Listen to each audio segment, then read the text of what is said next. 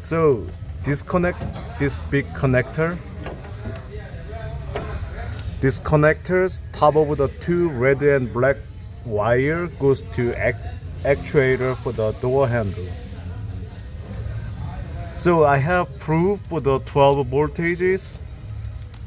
Give it to power, activate for the door handle actuator. Don't be scary about the positive, negative. Just try. It doesn't work anything.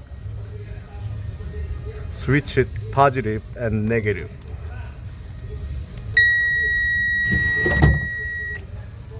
Now